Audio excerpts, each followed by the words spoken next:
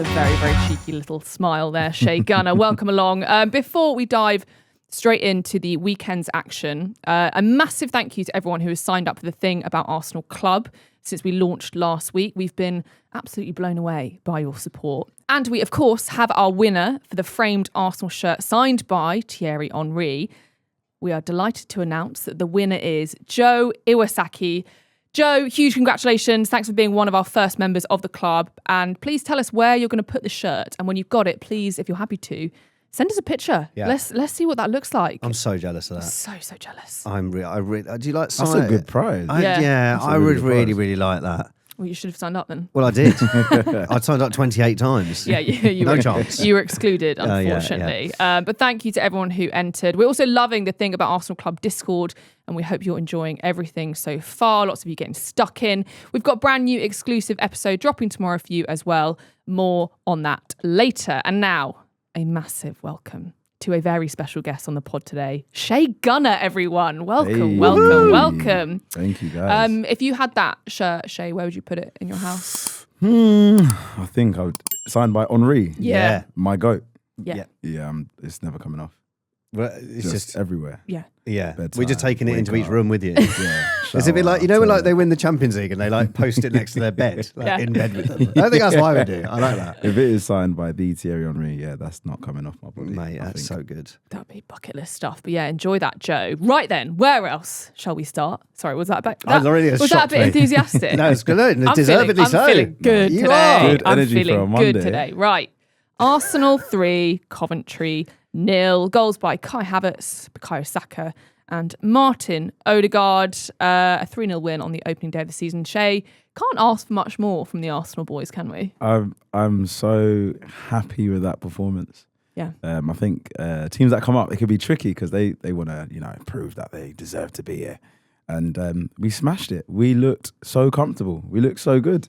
And Odegaard looks like he's back as well. I think that's the biggest positive from that game, is that Martin might be back. Martin might be back. This is sort of reminding me of like the 04-05 season when we started we started that season and we were just absolutely blowing teams away. Now, bear in mind we didn't win the league that season, but we started it and you just remember just watching us like, oh, we won that game then. Oh, we won that. Oh, that's easy. Like we just look so ready, where other teams I know will get better, but we just look the most ready. And you're right about promoted teams. Like Hull won this weekend. Yep. Ipswich managed to get a win, but like we look so ready to go. I feel like we just need to sort of get a nice sort of like 40-point buffer, and then we can start relaxing about winning the title. I like the idea of going into these games where we'll be 2-0 up inside 20-25 minutes, which is not what happened last season.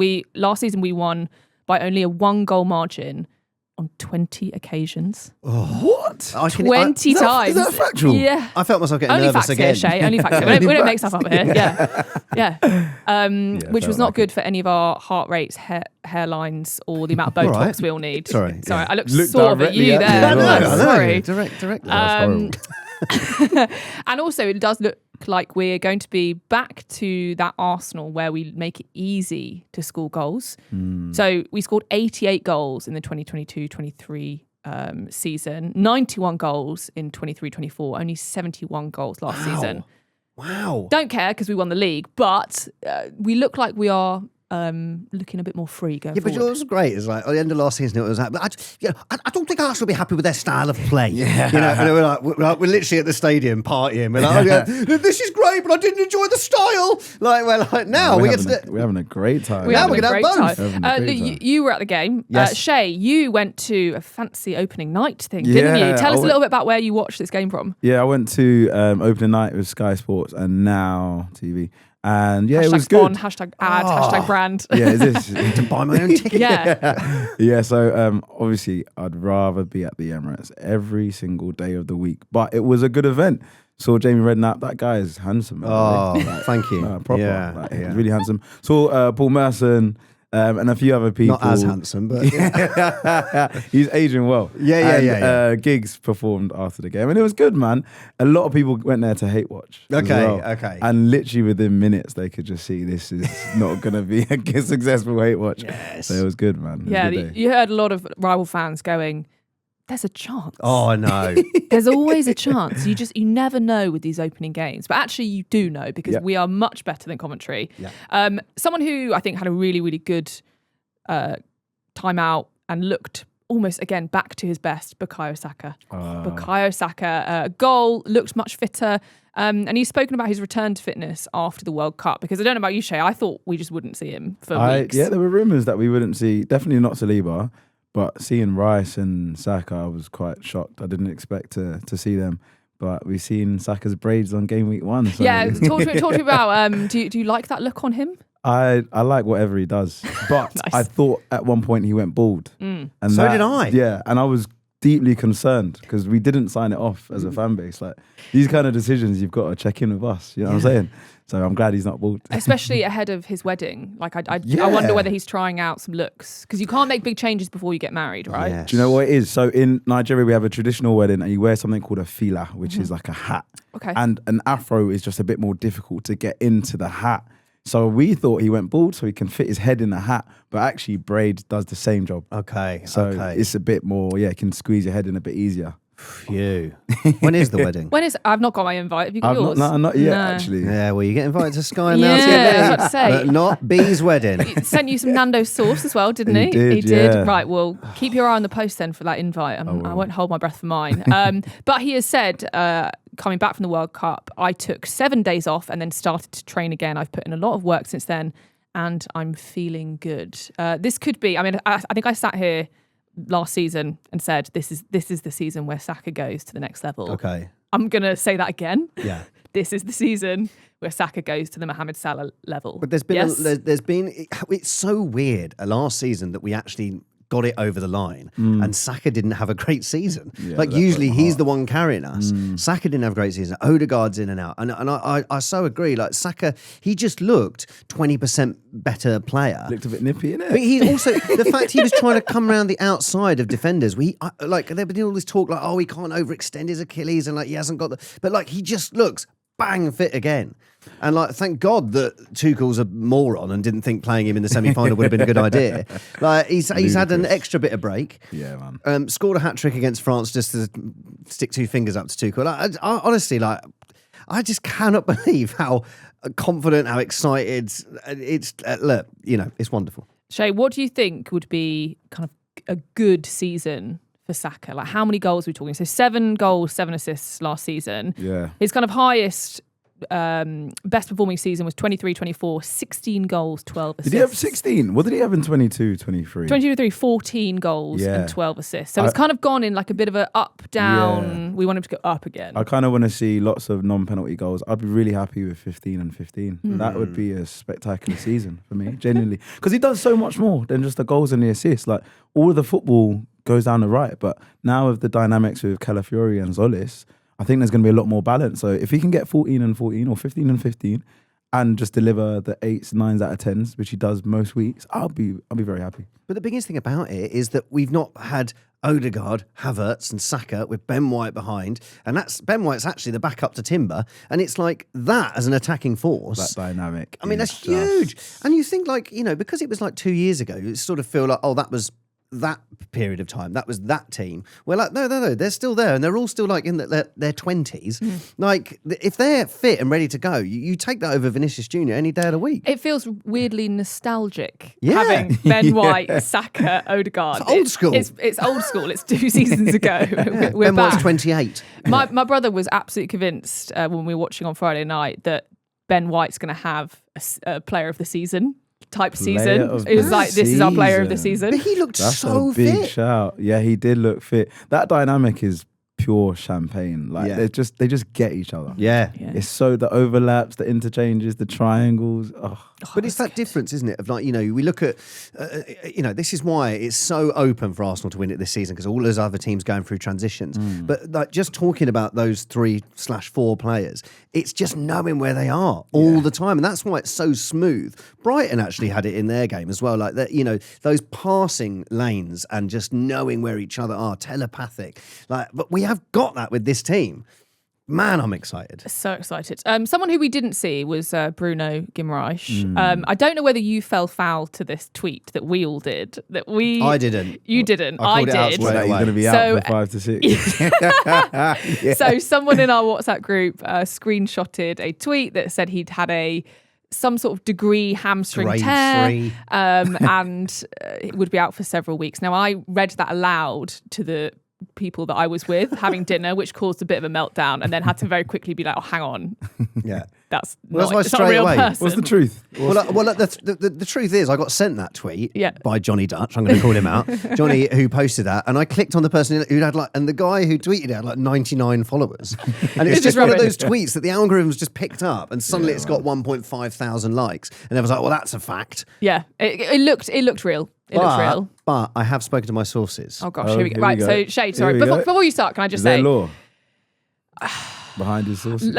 immediately lower your expectations I've got sources. for I've what got is about to ITKs. come out of his mouth. Yeah, I know got you know. ITKs. I know Take you know that Merce. expectation, lower it further, lower it further, lower it further. Go. I know you know Merce and Jamie Redknapp. Well, I've got 2 guys on the inside, right? And I said, Are you able to name them? I can't. Okay, surely not. Yeah, of course. No, that'll break down the trust. That was a silly question. I'm sorry. So I asked them what about Bruno Guimarães and how long they would be out for, and they said mixed reports. So there's mixed reports. That's helpful. Sorry, can you just say that again? I didn't quite get it down. Sorry, I want to make sure I get it word for word. So they said there's mixed reports. Okay, I'm going to use my shorthand for this. Okay. Please don't tell anyone Mixed listening, report. don't tell anyone Don't that I quote told me. you that, but there's mixed reports. Right. Okay. Mikel Arteta has said we don't expect it to be weeks at all. Let's see how he evolves this week. Can I say something as well? Please. I thought Timber was going to come back last season. They just kept getting pushed back and pushed back and pushed back and pushed back, and then he just didn't come back. And then they played him in the Champions League final, which ruined his World Cup. Yeah. Yeah, just weird. Well, he's had, of course. He didn't go to the World Cup. He's had a lovely hot boy summer doing whatever. Actually, we haven't seen much of him. I don't know. I haven't seen a huge amount of see it. a dump. Yeah, know, I'm not. What Timber? Let us know you're alive. Just let us know you're alive. I'm worried about Timber. or a Bible verse or something. Oh, just give yes. us a Bible verse. Yeah. I'm worried about Timber. You know, he obviously had that massive injury when he first came to the club. And then we really did hammer him into the ground. And I just wonder if it's going to be a real sort of another year of in and out, in and out. I mean, it's sort of been 6 months since he sort of came off injured. So it is a bit. So Ben White, you better be ready, mate. Yeah, step it up, Ben White. Ben White. Oh, it's gonna be a vintage season for Benny White. Myles Lewis-Skelly had a cracking game as well. He had the joint most touches, played the most passes, won the joint most duels along with Havertz. Duel, won the most free kicks and regained possession more times than any other Arsenal player.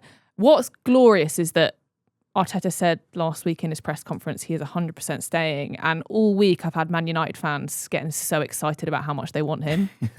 It's great, isn't it? Get your grubby little mitts off Close your Myles eyes. Lewis-Skelly. Close your eyes. Lower your gaze. Shay, you big MLS fan? Myles Lewis-Skelly for me is like top 5 midfielders in the world. I'm not even. Yeah. I look at everything he does.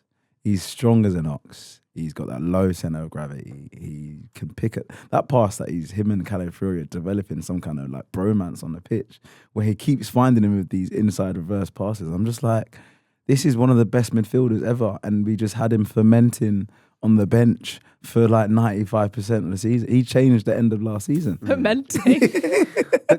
Now we Just have a pickling. vintage. He was Yeah. pickling, like. But not to sort of, I love Mikel Arteta, but Where's this going? But Jesus, I do one worry, caveat. No, but I love Mikel Arteta, but I do worry that sometimes these things happen slightly accidentally. You know, like Saliba starting in the team was sort of like we got a few injuries, so then we suddenly had to start a really young Saliba and went, oh, we've got the greatest defender in Europe. Let's keep playing him. And Myles Lewis-Skelly, you know what I mean? Like completely, right back all the season before, playing against Real Madrid, unbelievable. Then that next season, oh, you're not playing. Right, your third choice. And then basically cook Zubimendi to the point where he can't play anymore. And then he's like, oh, right, okay, we'll play you for the last 5 games. And he shows us what you're talking about, Shay. But I think even, throughout this transfer window, there's people in at the club. I've not spoken to my sources, but there's people in at the club that I think they were ready to, they were offering him to clubs. Yeah, I heard. I mean, thank God those clubs didn't go, yes, yes, yes, yes. Like, and now I feel like accidentally MLS has proved why he needs to stay at the club. I don't think Arteta does anything accidentally. I think Okay. he is so calculated in what he does. So although the outcome might look a bit accidental, the fact that he was in and out, I think there is a very clear plan on how Arteta has managed someone who kind of bursts into the scene, but you want to keep them with their feet on the floor. And I think that, to me, is why he has slightly been in and out of the team. I'm not sure it's a kind of accident thing. I think he's doing it. But then because that's how he who's manages offering it. Who's offering it? Who's offering him to clubs then? I'm Arteta hive, like I back Arteta, but he did come out and say that maybe he could have played Myles in midfield sooner. Yes. He owned up to, and I think that's happened with another player that could be leaving soon, where they played in a position and then that's them. But you picked up Myles as a centre mid from the academy. That's where he learnt his trade, and we were nearly this close to selling one of the best players that's come from the academy, which is a cry. It's a good. Yeah, it's been insane. Yeah, no, I would have physically stopped him going up that motorway to Man United. Facts. I'm I'm getting a Just Stop Oil shirt. Yeah. Just Stop Myles. You're Just not going. No one else is going. M25. Okay, absolutely Yeah, I not. would have joined you. Just before we move on, Shay, any other standouts from that performance on Friday night? Everyone, Yes. Go on. Christos Tzolis. Christos Tzolis. I love it. It's so good, man. Like, where I was sat, I said this on the reaction pod. Where I was sat, just now, like whenever Tzolis gets the ball, just people just randomly go whoop whoop. I love it. I really want people to keep doing that. It's fantastic. Unbelievable performance. Like coming in. I know he's like played a little bit for Norwich in the Prem, but like now, I mean, he's magnificent. Oh, every touch of the ball was just like you could hear like violins. Yeah. It's just beautiful. doves flying. Yeah. The sun Beautiful. comes out. Yeah. The rain clears. Yeah, I felt calm. He's the superstar. He's winger, so in my efficient, opinion. so efficient That's with the what he word. does. And the goal that Saka scored, does that come from his cross? Yes. The goal. Yes, it has. I can't remember the last time I've seen a ball like that come in from the left. Genuinely, when are we whipping? When are we whipping passes? Perfect. Like Yeah. the keeper had to stretch to get there. I think he budgets as well. Yeah. I can tell he budgets. He's on big wages, but he definitely budgets. He's everything investing. He's investing. S&P 500. Yeah, he is. Oh, big time. But it's all. I think everything's automated as well. Yeah. He's going to be a billionaire when he's 78. Flamini. Oh. Yeah, he's got that's who it Flamini. is. But I wonder if he's got a public trading profile so we can all copy what he's doing. Oh, that would be ideal. Wouldn't that be great? Yeah. But what I really like the way he works with Calafiori. Like I feel like we need a name for that side, the Cala Solis sort of side. You take that away, Shay. Well, I want to see that from you. Cala Solis. Cala Solis. Yeah. That sounds like something, chickeny and mayo-y. That sounds good. But what I love about Cala Solis is they work together, and like that first goal comes from them pressing. Now, it's Coventry. Let's see what it's like against, Villa and Chelsea. But the way they work together to hunt down that ball, that brings us that first. Yeah, it's a fantastic finish from Havertz. But Calafiori, man, like another player who looks fitter than ever, and I mean physically and aesthetically. But like it is just like the way they work and the way that has come straight away. Like it's just like Solis is like he's only joined this year. He's so intelligent. Like how's he got it straight away? Like he just understands. And what I like about him as well, he's all over the front line. He's not just on the left wing. He pops up on the right. He had a really nice cross in from the right. He pops up in the middle. He's on the left. I really, really like him. Yeah. He seems like he's also come out of quote unquote nowhere, but he did return to Club Brugge on Sunday. I'm fine with that, but I'm a bit like, should you not be at training? It's all lovely, but Belgium. You get Belgium in it. You get the Eurostar, can't you? You get the Eurostar. Home in time for the 4:30 kickoff. Yeah, exactly. That's a half day. But he got an honorary, so he took the honorary kickoff and then got a standing ovation. Love that.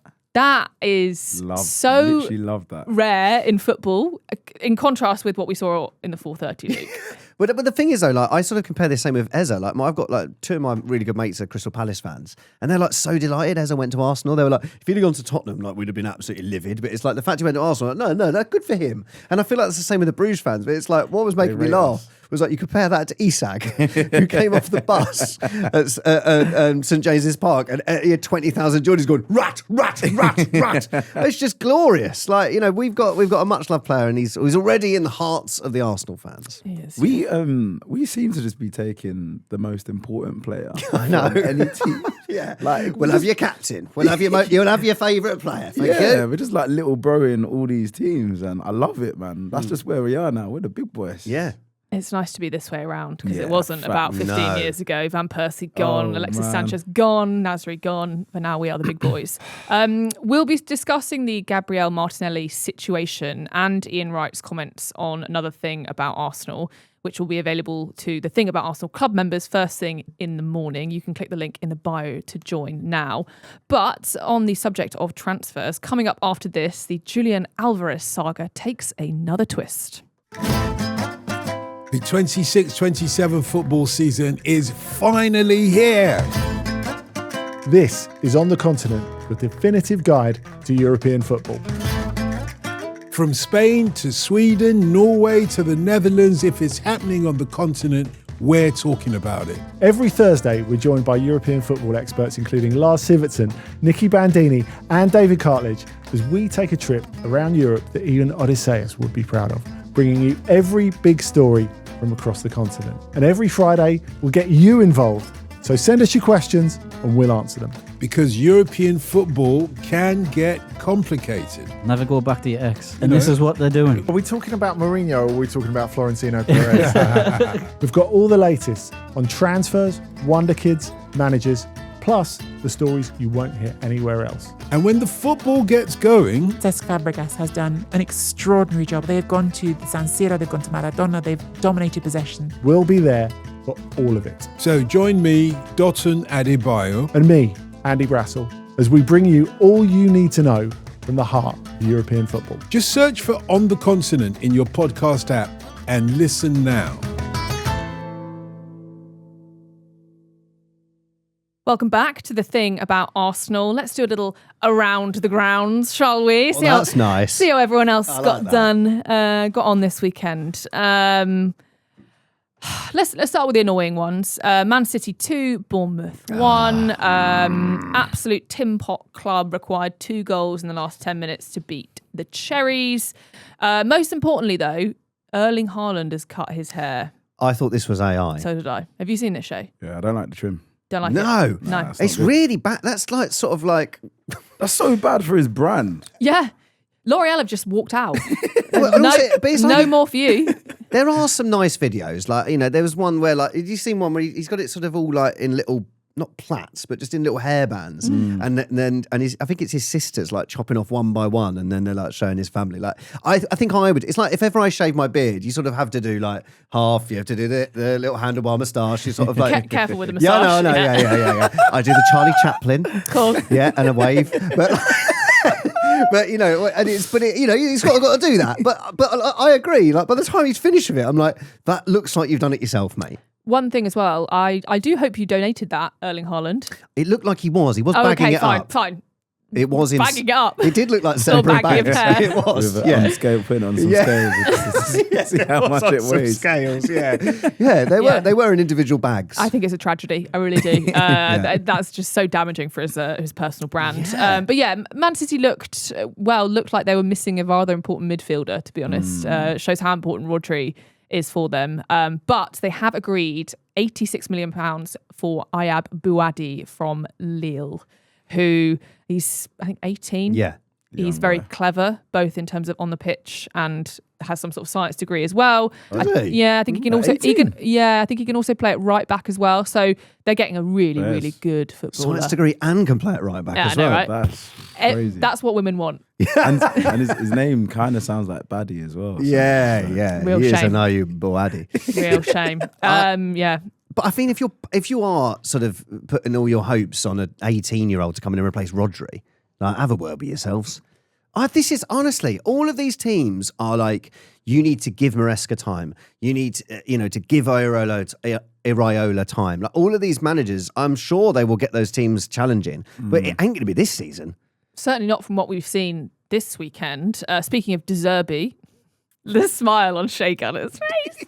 I love this so much. You did it. Oh. Wow. In his post-match interview, De Zerbi said, "We are not in the right point in our physical condition for a lot of reasons. No. For the players, they came late after the World Cup. Cry me a river." Who from Spurs came late? Jed Spence. He left. Yeah. In Australia, we couldn't work in the right way for the trip. Firstly, why do you send them to Australia after the World Cup? Who makes these decisions at these clubs? Like, it's probably Ange Postecoglou made some sort of deal before he left. He's like, "Look, I'll go, but you got to go and do a tour." It just hilarious because obviously we're all a little bit worried, weren't we? Like, okay, Laura's not looking like she's worried. No. Every time they get a decent manager, before they ruin said decent manager, there is a moment where you go, Thomas Frank did well at Brentford. Can't really say the same for Postecoglou, but Conte, for example, that's a winning manager. Yeah, they spent a lot of money. Like they are building a club like Baller League. Like all the best players they can are available at a certain price. Baller League. The best, like it's like a Saudi club. At the moment. Like Savinho and Marmoush are such Saudi signings. Yeah. For ridiculous money as well. And ridiculous wages. If I play devil's advocate slightly, like a lot of those players aren't in the team yet. But Tonali, like if you watch his performance against Brentford, like, he's giving the ball away, like his passes were useless, like no recoveries. Where it's like you compare that when he's next to Bruno, he looks amazing. Also credit to Brentford, who were fantastic. The first goal they scored was sort of ping, ping, ping. The give and go from Sangare. Really lovely finish as well. Sangare, man. He's a player. Yeah. Chelsea are going to spend 170 million. They might do it before the end of this window. On a 12-year contract. Yeah, you will. Exactly. Will, yeah. Man United also lost 2-0 against newly promoted Hull City. They got mauled by the Tigers. That was. I think it's funny. Although when they cut to the fans in the crowd doing that, doesn't that remind you of Tina Turner? Like rolling. Oh yeah. Rolling on. Yeah, that's what it looks like to me. But obviously they are Tigers. That was a great start to the weekend. And then Liverpool snatched a draw yesterday. Shay's shaking his head. Yeah, I was at a 1-year-old's birthday. Oh. With the phone, obviously. And last minute penalty given and fuming. It's annoying because it was a proper Gary Neville moment as well. And he really went for it because like the foul and Lewis Hall had been fantastic the entire game. Then he puts the foul in and Gary Neville. I didn't hear. Penalty. Oh, he's in trouble. It was a really kind of you knew what was coming one from Gary Neville's moan. But I don't like Zoboslai. He's got a real sort of like, and a way, like they've got a last minute penalty and it's like, and he's like there like saying shush, shush. It's like, no, like Newcastle have had their team decimated and you're supposed to be Liverpool challenging for the title and you've got a 2-2 draw in the 99th minute. Yeah. Like, get down the tunnel, as Jamie Carragher would say. Isak has bottled it as well. He should be taking that penalty. Rush. I mean, he was angrily booed the whole game, wasn't he? But on the basis of these performances, while we can all have a bit of a laugh, if you're just going to look at this one weekend, it's really difficult to see who is going to challenge Arsenal, with the obvious caveat that we played at home against Coventry, relatively strong team, while lots of the others are, injury-ridden, waiting for new signings to arrive, etc. But you can't blame us in thinking, wow, some of these teams really aren't, going to when they're not quite the title where race we think between they were, Arsenal and Brighton, man. No, all I'm saying is I hope Hull drop points against Coventry. Hull looked good, man. Ollie McBurney. McBurney? Yeah. That boy can move. He's only about 26, Ollie McBurney. I was like, I swear he's been around for like 25 years. Yeah. Man. Ollie McBurney, like when he was trying to sort of, it was great. He took it around 3 players. I mean, Man United's midfield looked very slow. I mean, the comments after the game from like Bruno Fernandes are just like, I just feel like we weren't prepared, and then they're saying that such lack of intensity. They're complaining, because they haven't got Carlos Balebas coming in. But I'm just like, you guys just do not look ready. There's a lot of that. There's been a lot of we weren't ready, lack of intensity from the first weekend. And I kind of want to be like, it's been in the diary, lads. It's been in the diary for months. You should have been ready. It's not, oh God, suddenly we need to play. It's been in the diary. But going back to what you'd said about Mikel Arteta doesn't do anything by, everything is meticulous, everything is efficient. Like, Mikel Arteta is never letting this team start this season not being ready. Like, we look double ready. We looked very, very ready. Yeah. Let's indulge in some transfer gossip, shall we? The Julián Alvarez saga, our second saga of the summer, if you consider Vinícius Jr. That was a saga. That was a saga. I'm having this one as a saga as well, just to set the scene where we are today. So Julián Alvarez was essentially booed off by his own fans at the weekend after they'd drawn. And obviously he has been twerking for Barcelona, would we say? Yeah. But Andy Brassel of this parish said on TalkSport the other day that ultimately Alvarez is not the first player to be booed at Atleti. They're like a family. He said they're a family. They're like a cult, depending on which way you look at it. You're either in or you're out. He's not the first player to be booed. Remember the reception for Antoine Griezmann as well when he came back. So I think what you're saying is ultimately it's not necessarily the end for Alvarez, but it's really hard to see when you get booed off by your own fans in that way, and you've been so open about wanting to leave. It is quite difficult. It is quite different from, say, the Xhaka incident we had, where we kind of booed him off. But I didn't. I didn't. I wasn't DM'd there. him and said it was a disgrace. I'm sure he really appreciated hearing He that didn't from you. reply, No. but yeah. Yeah. Okay. Maybe go back 5 years later and just I be have like, checked. Hey. Yeah. Has he read it? Yeah. No. Hey man, everything okay? Question mark.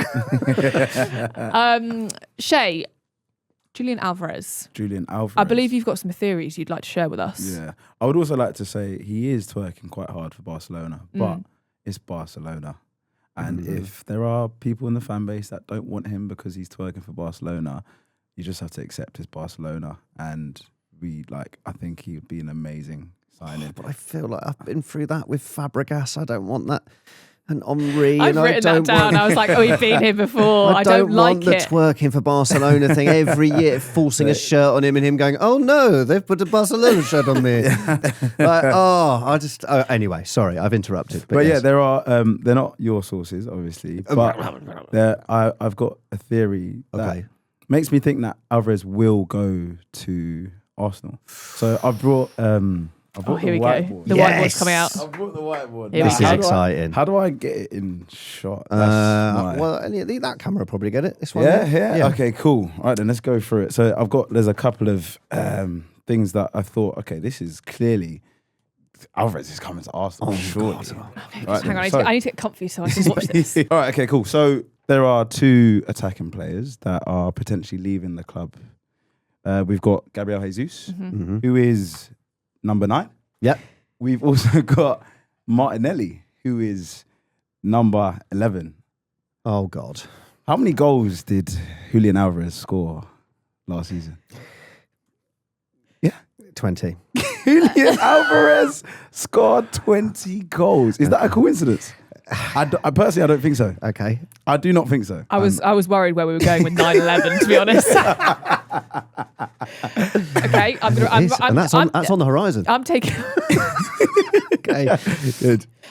I'm taking notes. Carry on. Julián Alvarez also played 49 games. Why on earth would you play 49 games if you weren't wanting to join a team that went 49 games unbeaten? Does that make any sense? Why are you teasing us? Playing football the Arsenal way. Why are you teasing us?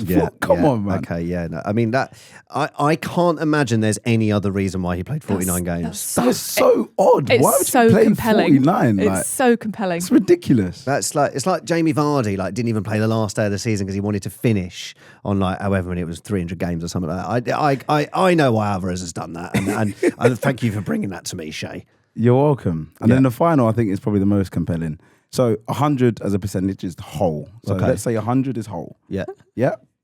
Now he got 20 goals and 9 assists. So we'll just keep that to the side. He got 29 GA. Yeah. All of last season. It's very specific, I think.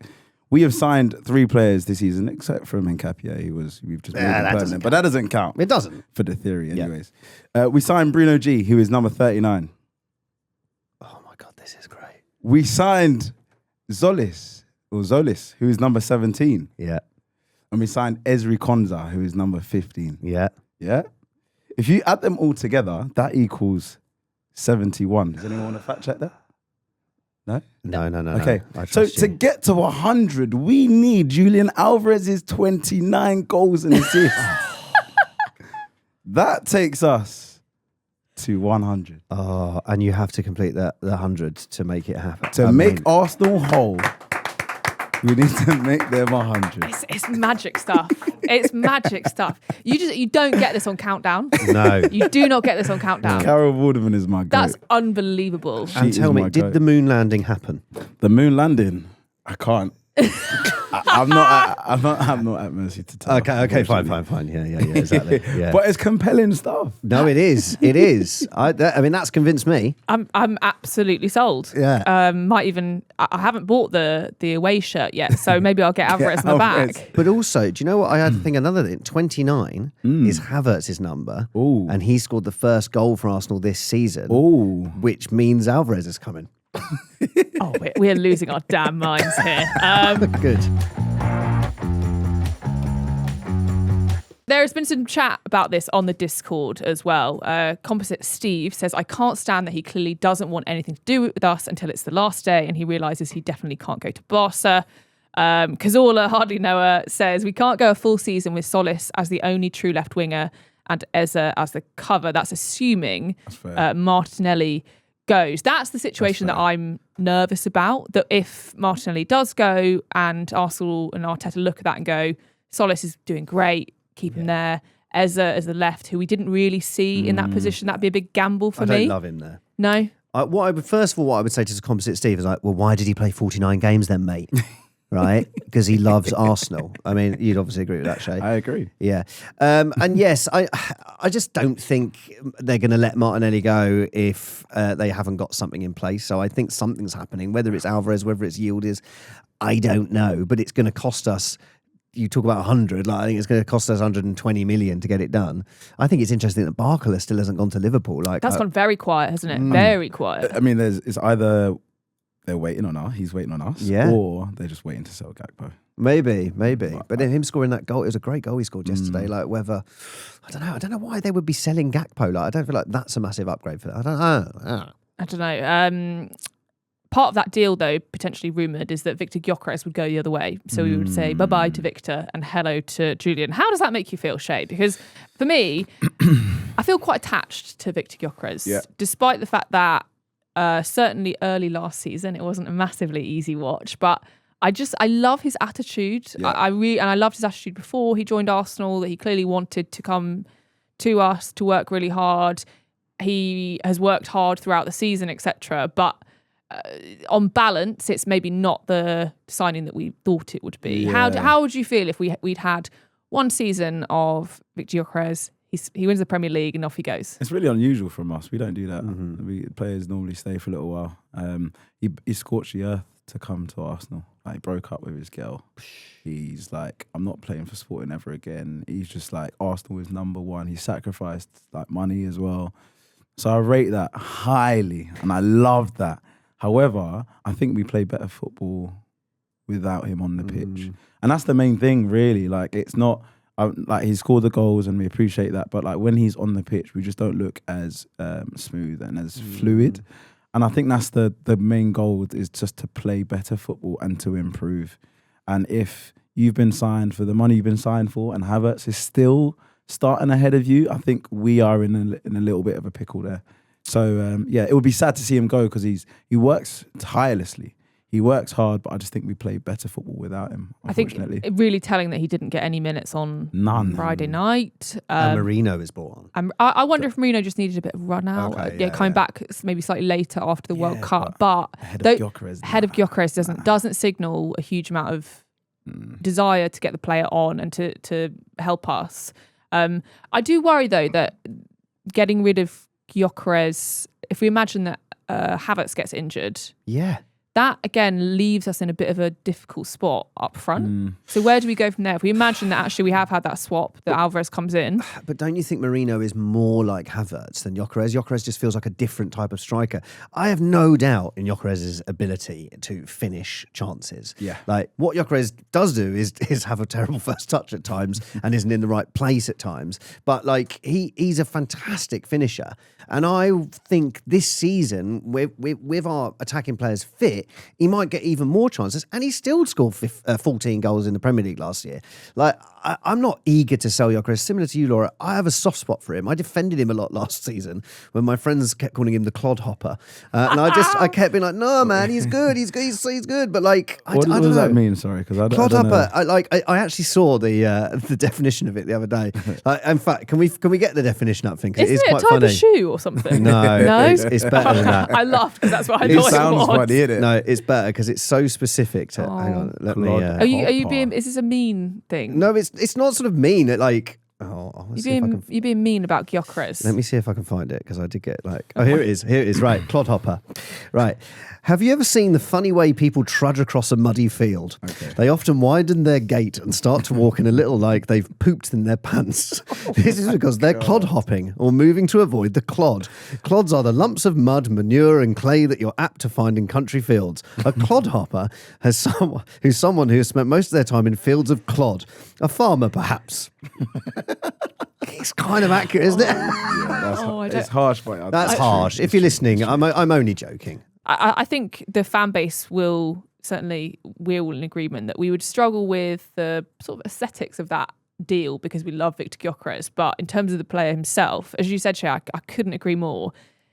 He doesn't make Arsenal better when he's on the pitch. And if we look at what we wanted to improve on based on last season to this one, it is better, free-flowing, more clinical attacking football. And I don't think you can argue that Gyökeres contributes to that improvement. Yeah. We need to replace his celebration, though. We do. Because you can't lose Trossard's goggles and the mask in one season. I think, again, that will have a negative Bring impact. Aubameyang back. Yeah. No, facts. I think you should, like, not Aubameyang, but like it will impact shirt sales. Oh man, I just Genuinely. don't think Bert is thinking about this. He's No, not but thinking about this from a celebration. From a commercial perspective, having a good celebration that you see often enough has a positive impact on shirt sales. I haven't done the research, but I can guarantee. Oh no, you said it with so much confidence. I believe you. I can guarantee it. Like, it does have a commercial impact, and it's just good for the fan base. Like, it's fun. It's fun. It's fun. It's a laugh. It's fun. It's just good fun. I think also we're talking because I know we're all desperate to win Premier League again and win the Champions League, but it's like FA Cup, Carabao Cup, like, you know, Havertz can't play every single game. And I know I talked about Marino being the one that was sort of come in as a backup, but you got to feel like the clodhopper is going to be good in some of those games. You know, like God, call him that. I know. All right. Oh wait, this is like the sober reality centre. Like, yeah, I think Gyökeres he's definitely going to have a lot of minutes this season. Havertz has never stayed fit for an entire season, so I don't want him to go. I think the difference with Martinelli is like I feel like that has run its course. It's like, where okay, with Gyökeres, that's not. I'm at the beginning of the journey. I don't think Gyökeres is happy though. Is also the difference. Do you? I think he's really happy. Really? I think it's us lot that are a bit. I think he's like, please don't make me go. I want to be here. I agree with Shay. There was something that I saw on Friday night, and yes, I'm going to extrapolate 3 seconds of me watching Gyökeres on the pitch from 75 metres away into this theory. He just looked a bit down. My sources tell me that he looked a bit down. Your sources, your head. My eyes. No, but there is a clip that's probably the same thing that you've seen where he's just giving Arteta the death stare. Oh, he always looks like that. He's trying to stare him into bringing him onto the pitch. Yeah. Just like that. I'm asking my sources. Please do. Let us know what they say. I'll let you know. I don't think Viktor Gyökeres is a player that is going to enjoy or tolerate sitting on the bench. No. I don't see if Arteta sits him down and says, look, these are the plans for the season. It's Havertz, you're going to be coming off the bench, etc. I don't think that's going to be a happy player at all. I think there is so much goodwill from winning the Premier League, right? But he's still got so much left in his career that I don't think he's going to tolerate sitting on the bench. And I wonder whether that will cause issues in the relationship because if Havertz continues to start, and I do think Havertz makes us all play better, basically, you just become reluctant to bring him on. And I worry about what that will do to the player, the kind of relationships that he's been building, etc. I just wish that we could have the Gyökeres that played that first half against Fulham, where he was interchanging with Saka. Oh, it was gorgeous. Even then, where's Him that? against Burnley. Was it Burnley? He had like a first half against Burnley. And he got injured. Yeah. And he just Yes, away at Burnley, he looks so good. But my advice to people is go where you are loved. Not football, just life. Go where you are loved. and I don't think he'll be feeling the love right now. So I completely understand. I feel like that on this podcast.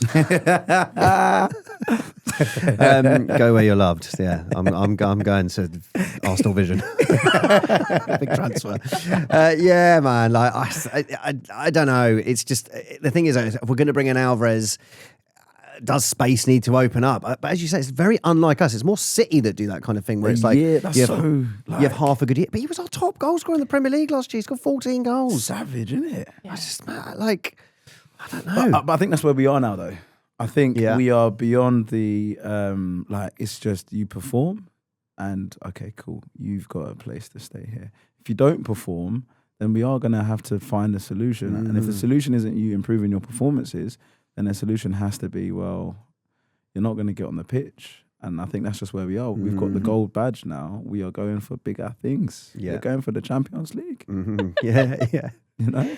So, yeah. Well, I'd run for a brick wall for you, Shay.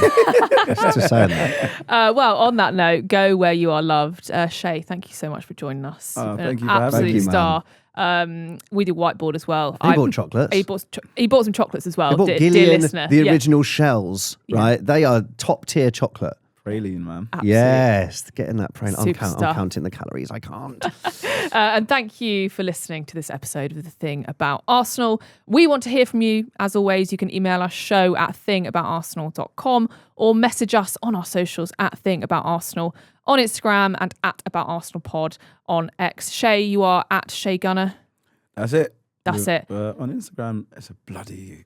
There's a dash, isn't there? So That we will jarring, put it man. we'll put it in the show Can we notes. also shout out the original Shay Gunner to let me have it, please? Just let me have Shay Gunner, if you're listening, Shay Gunner without the underscore. Let me have. Let the him have it, original. man. This guy has very, very important messages to share with the Gooner Nation, and we want to hear them from Shay Gunner. I'll give you Gillian chocolates as well.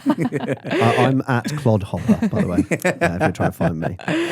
We are @Thing About Arsenal on Instagram and @AboutArsenalPod on X. And remember, you can get your 7-day free trial for the Thing About Arsenal Club. Just hit the link in the description, and we will see you next time.